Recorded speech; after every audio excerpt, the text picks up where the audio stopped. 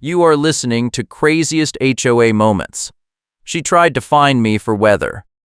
I am standing in my driveway at 7 in the morning, holding a snow shovel, watching a middle-aged woman in a gray puffer coat yell at me about a metal stake I did not put in my yard. Her name is Heather Turner. She chairs the architectural committee for the landing at Icefall Terrace Association, and she is pointing at a knee-high gauge stake like it is a war crime. "You signed the covenants, now you live the covenants," she shouts, her scarf snapping in the wind. I tell her I did not plant that stake. I have never seen it before this morning. She ignores me completely and pulls out her phone to take photos, her breath fogging in the cold air. Behind her, a tow truck idles at the corner, and I realize this is not about the stake at all. My name is Daniel. I am a realtor, and I moved to Park City, Utah 2 years ago because I needed a fresh start after my divorce. The custody arrangement means my daughter stays with me every other weekend and 2 weeknights a week, and I need stability to keep that schedule.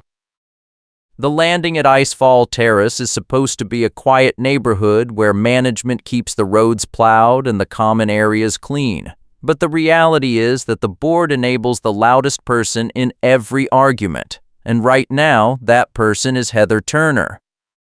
She has been running the architectural committee like a personal fiefdom for 3 years, and the management company rubber stamps whatever she says. The first sign of trouble came 2 weeks ago when I got a notice claiming I missed a hearing I was never told about, something about improper snow placement after the January storm. I called the management office. They told me Heather handles winter compliance, and they gave me her personal cell number like that was normal. Heather steps closer, her boots crunching on the ice I just salted. She says the stake is an unapproved yard sign under Covenant Section 4.7, and she is issuing a fine of $200 plus a daily penalty until I remove it. I point out again that I did not put it there, and she smirks like I just confessed. "That is what they all say," she says, "but we have photographic evidence of installation dated 3 days ago." I asked to see the photo. She taps her phone screen and shows me a blurry shot of my front yard with the stake barely visible in the snow, timestamp reading January 10th at 2 in the afternoon. I was showing a condo in Deer Valley that afternoon. I have the calendar invite and the client signature to prove it. Heather shrugs and says the evidence stands, and I need to remove the stake and pay the fine by end of business today or the association will pursue collections. I ask why a tow truck is sitting at the corner. She tilts her head like I am slow and says we can tow first and explain later. That is how enforcement works. I realize 3 things in that moment. First, Heather planted the stake herself to manufacture a violation. Second, she is escalating this to force me into a payment or a hearing where she controls the narrative.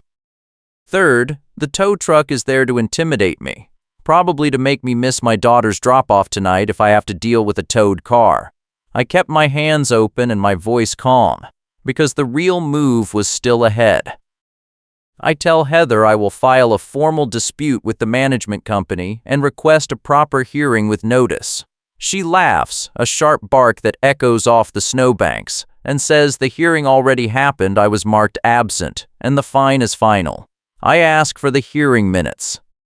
She says they are not public until the board approves them at the next meeting in March. I pull out my phone and start recording. Heather's face goes red and she steps into the frame, blocking the lens. "Stop that right now," she snaps.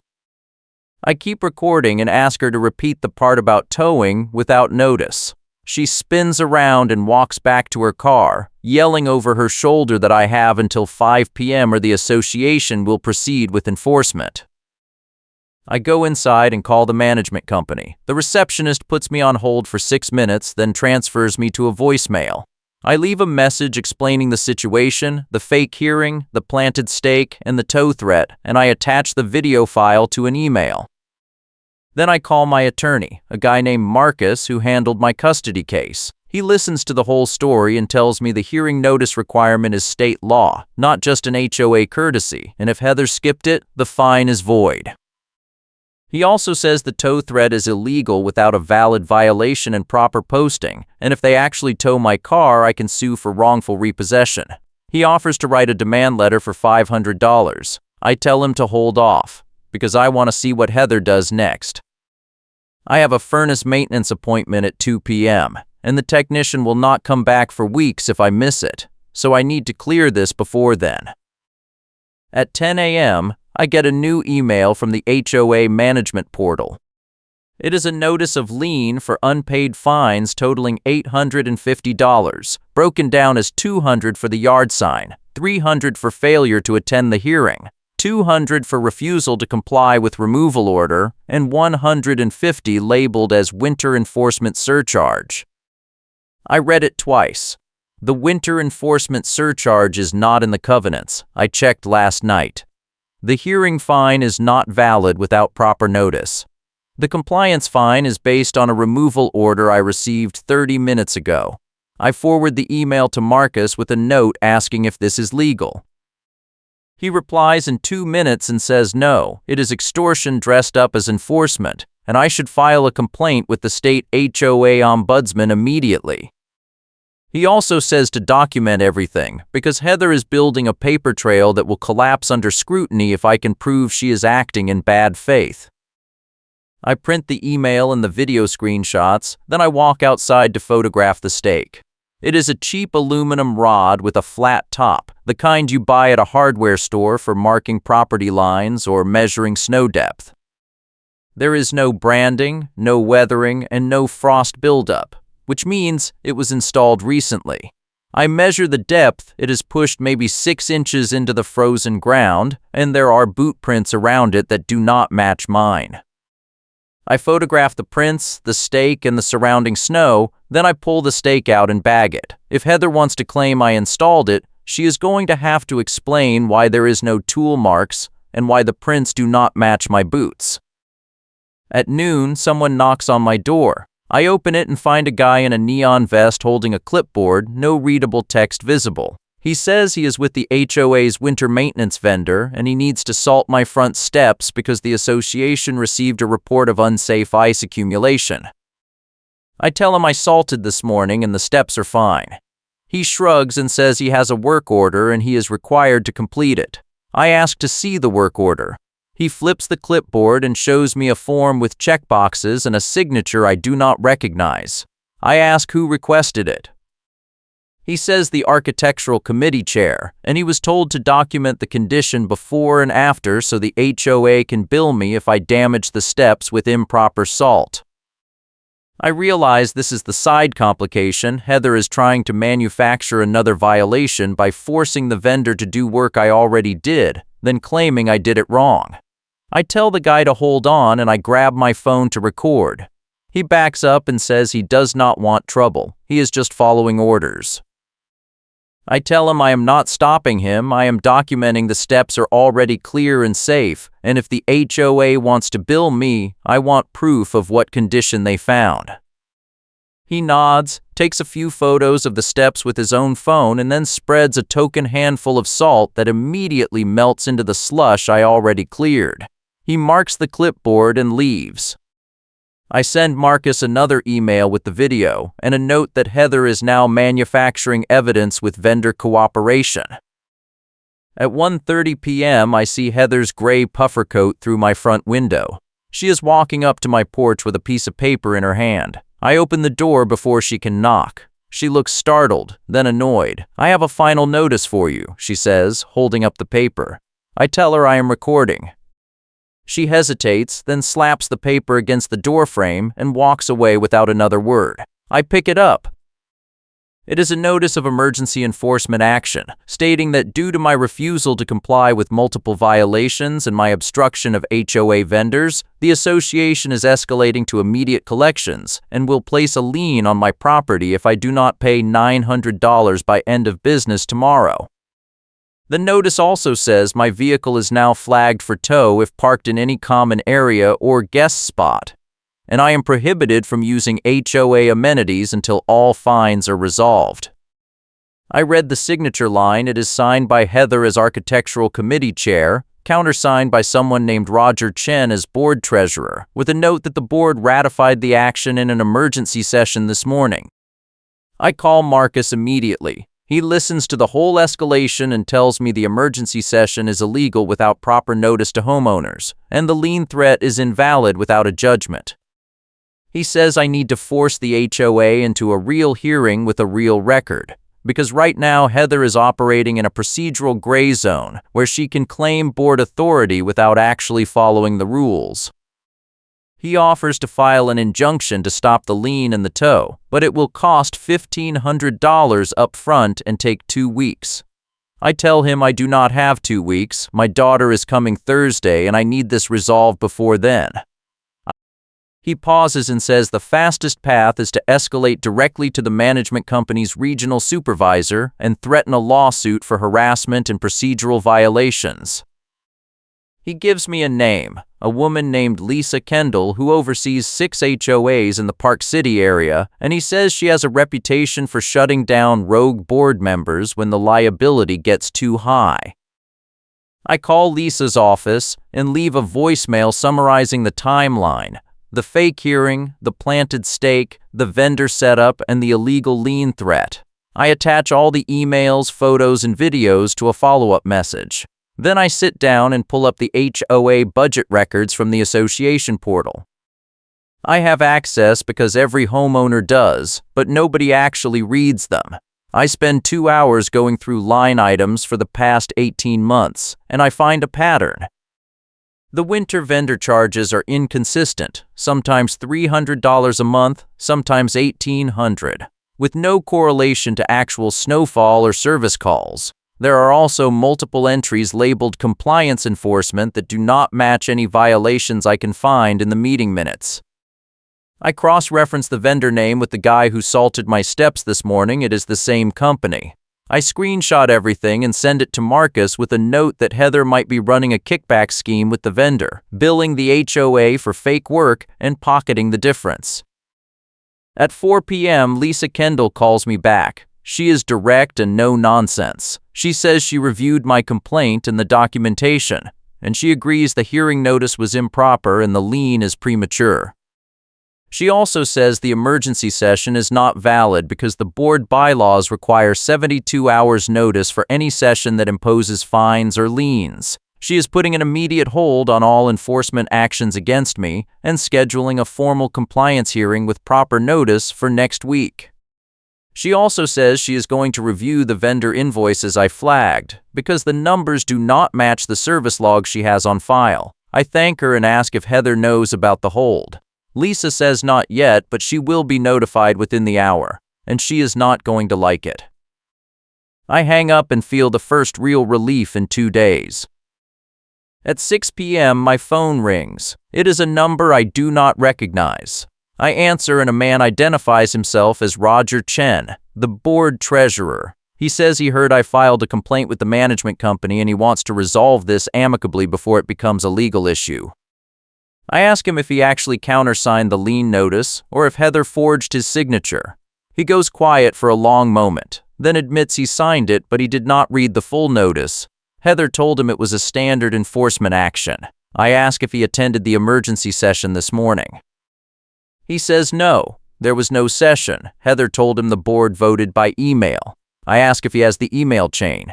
He says no, Heather handles all the compliance correspondence and she just sends him the final forms to sign. I tell him he just admitted the entire enforcement action is fraudulent and I am recording this call. He panics and starts backtracking, saying he did not mean it like that. He was just trying to help streamline the process. I tell him he needs to talk to a lawyer, because if Lisa Kendall finds out he signed a lien notice without a valid board vote, he is personally liable. He hangs up.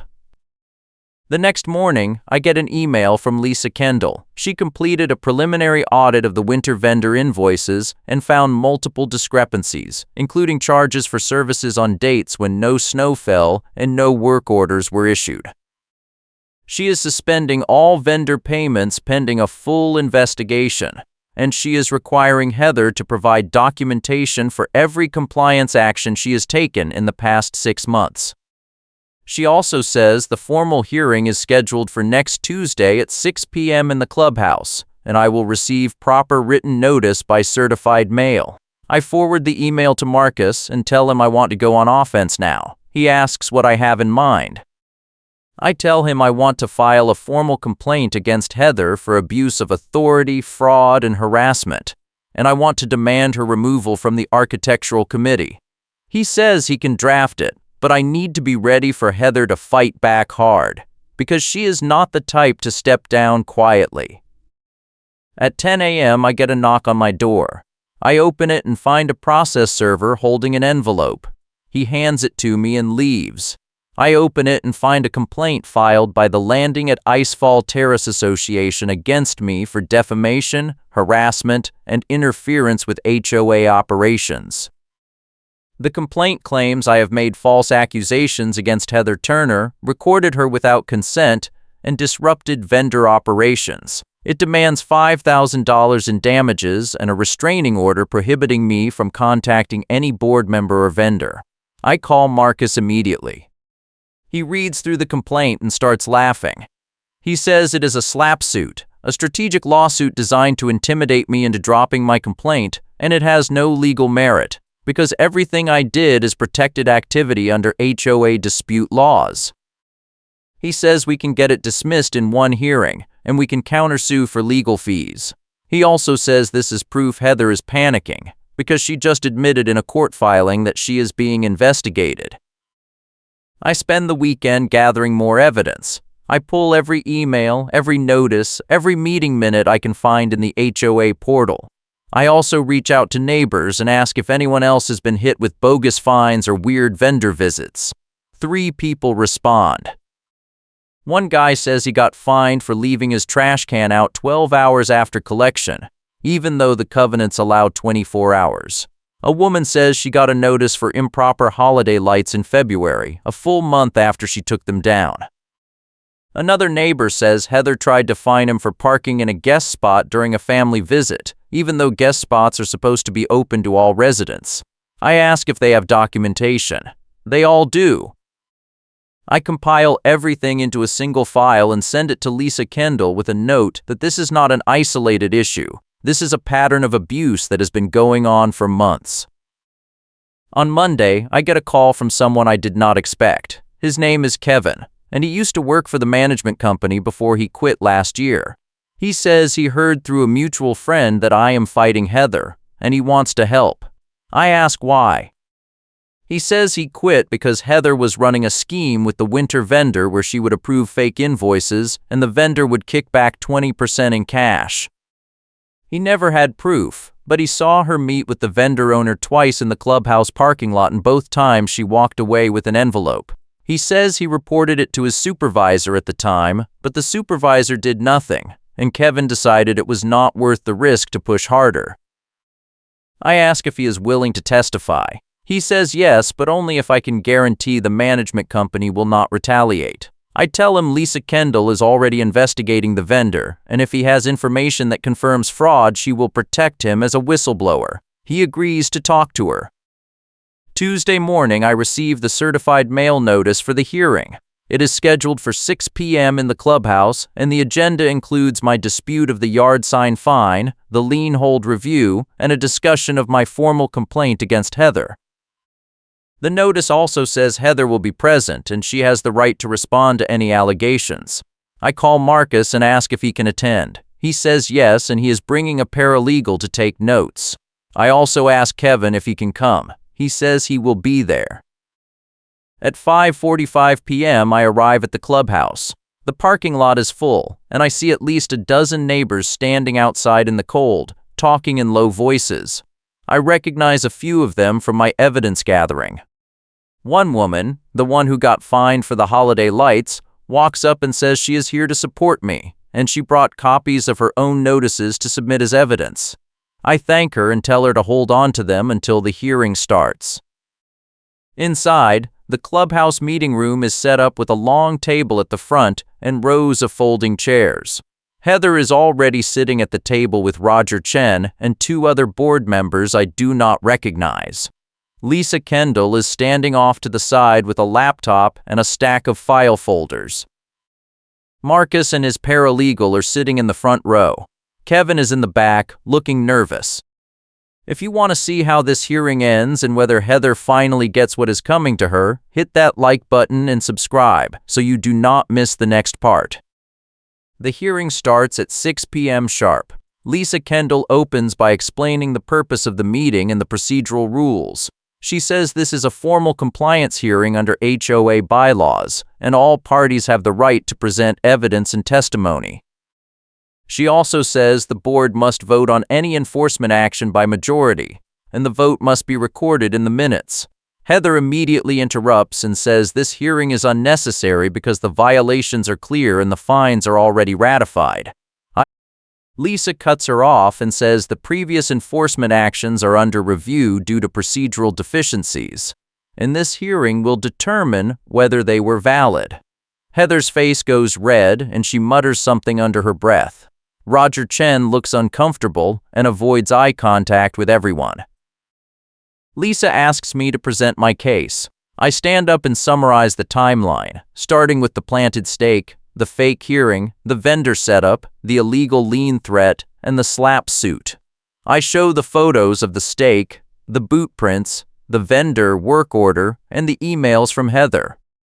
I also submit the budget records showing the suspicious vendor charges and the testimony from 3 neighbors who were hit with similar bogus fines. I finish by saying I believe Heather has been abusing her authority to run a kickback scheme with the winter vendor, and I am requesting her immediate removal from the architectural committee. The room goes silent. One of the board members, a woman in her 60s, asks if I have proof of the kickback. I say I do not have direct proof, but I have a witness who worked for the management company and saw Heather meeting with the vendor owner multiple times in suspicious circumstances. Lisa asks Kevin to come forward. Kevin stands and walks to the front. He is clearly nervous, but he speaks steadily. He says he worked for the management company for 4 years and he quit because he was uncomfortable with how Heather handled vendor approvals. He describes the 2 meetings he saw in the parking lot, the envelopes, and the way Heather always pushed to approve the winter vendor invoices without question. He also says he reported his concerns to his supervisor, but nothing was done. He finishes by saying he believes Heather was taking kickbacks, and he is willing to testify under oath if needed. The room erupts in murmurs. Heather stands up and shouts that Kevin is lying, that he was fired for poor performance and he is making up stories to get revenge. Kevin shakes his head and says he quit voluntarily and he has the resignation letter to prove it. Lisa tells Heather to sit down and let the process continue. Lisa asks the board if they have any questions for Kevin. The older woman asks if he has any documentation of the meetings or the envelopes. Kevin says no, he never had access to Heather's personal files, but he can provide the dates and times of the meetings he witnessed. Lisa writes it down and says she will cross-reference it with the vendor payment records. She then asks Heather if she has a response. Heather stands again and says this entire hearing is a witch hunt orchestrated by a disgruntled homeowner who refuses to follow the rules. She says the yard sign violation is legitimate, the hearing was properly noticed, and the lien is justified. She also says she has never taken a single dollar from any vendor and Kevin's testimony is slander. Lisa asks if she has documentation to support her claims. Heather hesitates, then says the documentation is in the compliance files, but she did not bring them tonight, because she was not told this would be a full investigation. Lisa says that is not accurate. The hearing notice specifically stated all evidence must be presented tonight, and Heather had 72 hours to prepare. Heather sits down and crosses her arms. Lisa then calls forward a representative from the winter vendor company. A man in his 50s walks in from the hallway, looking like he would rather be anywhere else. Lisa asks him to state his name and his role. He says he is the owner of the company and he has been the HOA's winter vendor for 5 years. Lisa asks him to explain the invoices for dates when no snow fell. He shifts his weight and says those were pre-scheduled maintenance visits for equipment checks and salt restocking. Lisa asks if he has work orders or service logs to document those visits. He says the logs are at his office. Lisa asks if he ever met with Heather Turner outside of official HOA business. He pauses for a long time, then admits he met with her twice to discuss payment schedules. Lisa asks if he gave her anything during those meetings. He says no. Lisa asks if he is sure. He looks at Heather, then back at Lisa, and says he would like to speak to a lawyer before answering any more questions. The room explodes in noise. Neighbors are shouting questions. Heather is yelling that this is a setup, and Roger Chen looks like he wants to disappear. Lisa calls for order and says the hearing will reconvene in 15 minutes to allow everyone to calm down. During the break, I see the vendor owner walk outside with his phone pressed to his ear. Marcus leans over and says the vendor just admitted he has something to hide, and if Lisa pushes harder, he will probably flip on Heather to save himself. I ask what that means for the hearing. Marcus says it means we are about to win, but Heather is going to try one more desperate move before it is over. I tell him I am ready. When the hearing resumes, Lisa announces that she spoke with the vendor owner during the break, and he has agreed to provide a full accounting of all payments and meetings with Heather in exchange for immunity from HOA legal action. She says the accounting will take 2 weeks, but based on the preliminary information, she is recommending the board suspend Heather from the architectural committee immediately pending the outcome of the investigation. The older board member seconds the motion. Roger Chen abstains. The third board member, a younger man who has not said a word all night, votes yes. The motion passes. Heather stands up and screams that the board has no authority to suspend her, that she was elected by the homeowners and only the homeowners can remove her. Lisa calmly explains that the architectural committee is an appointed position, not an elected one, and the board has full authority to suspend or remove any committee member for cause. Heather's face goes purple and she grabs her coat and storms out, slamming the door behind her.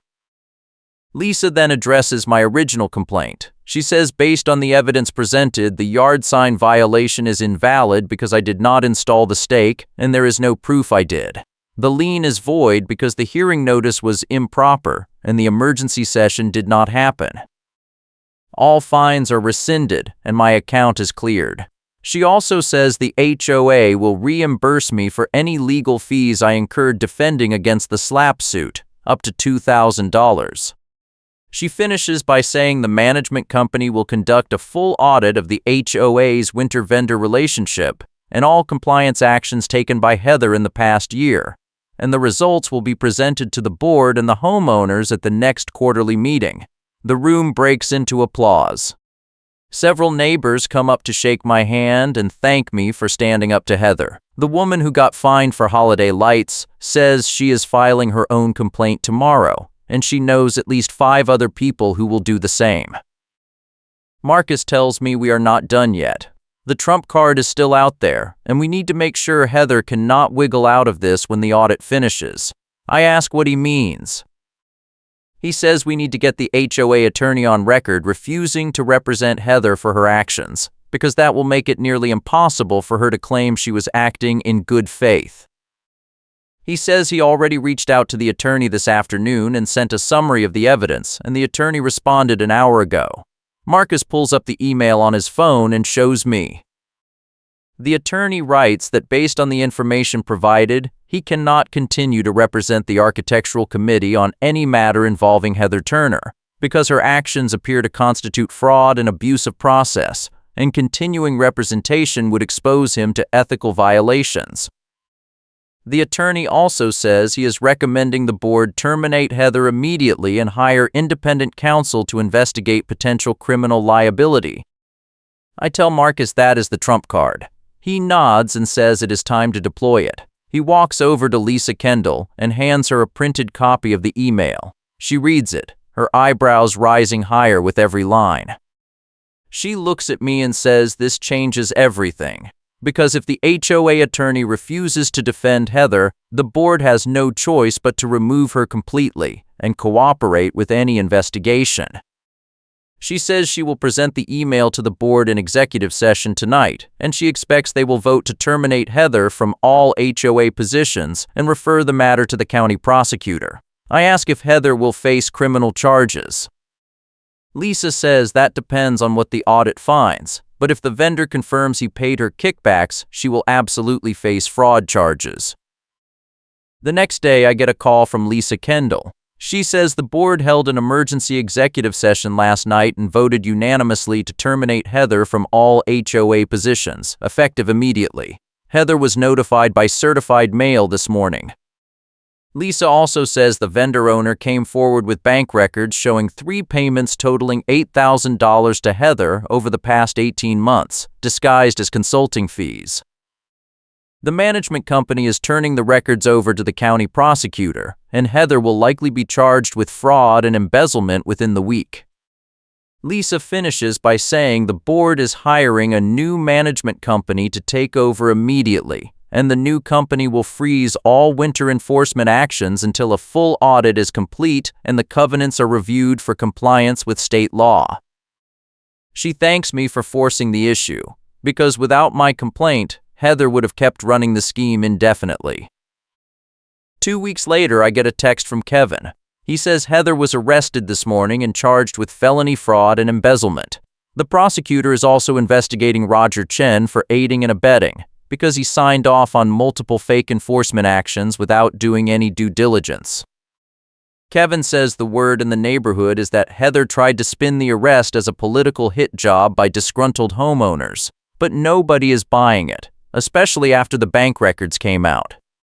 He also says the new management company is cleaning up the compliance process and requiring all committee actions to go through a formal review before any fines or liens are issued. The neighborhood finally feels like a neighborhood again, instead of a dictatorship. One Saturday morning, I am shoveling snow from my driveway when I see a city inspector truck pull up. A woman in a safety vest steps out and walks over.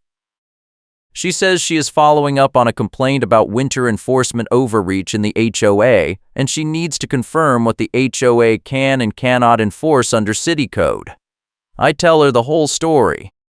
She listens and takes notes, then says the city received multiple complaints about the landing at Icefall Terrace Association in the past month, and they are conducting a review of all HOA winter policies in the area to make sure they comply with municipal snow removal ordinances.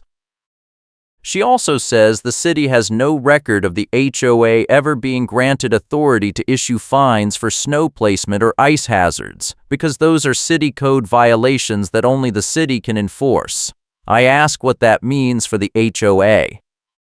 She says it means the HOA has been issuing invalid fines for years, and any homeowner who paid those fines can request a refund. She hands me a business card and says if I have documentation of the fines I disputed, I should submit it to the city for their records. A month after the hearing, I attend the HOA quarterly meeting. The clubhouse is packed, and the new interim manager is presenting the audit results. The report shows that Heather approved over $40,000 in fake vendor invoices over 3 years, and she received kickbacks totaling $12,000. The audit also found that Heather issued fines to 23 homeowners for violations that did not exist or were improperly noticed, and the total amount collected was $18,000.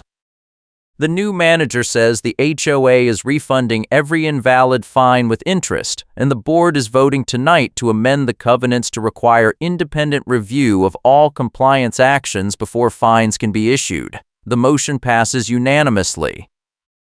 The new manager also announces that the management company is implementing a formal appeals process and hiring an independent ombudsman to review all disputes before they escalate to hearings.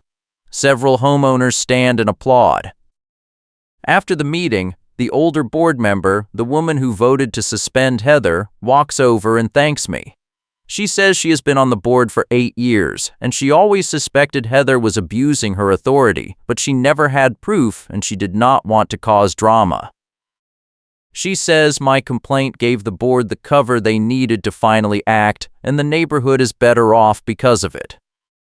She also says the board is looking for new committee members, and if I am interested in serving on the architectural committee, they would love to have someone who actually understands the covenants and the laws. I tell her I will think about it.